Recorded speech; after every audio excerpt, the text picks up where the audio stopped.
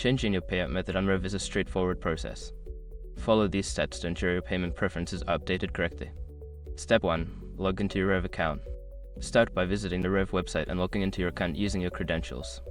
Ensure you have access to email associated with your account for verification purposes. Step 2. Navigate to account settings. Don't continue before doing this. A lot of online accounts end up exposed to breaches without people even realizing it. Use Asrook to constantly monitor your email and accounts and get alerted immediately if your information gets leaked online. It scans billions of breached records 24/7 in the background. And honestly, for a few dollars a month, it's something everybody should probably have. Link in the description. Step 3. Select payment information.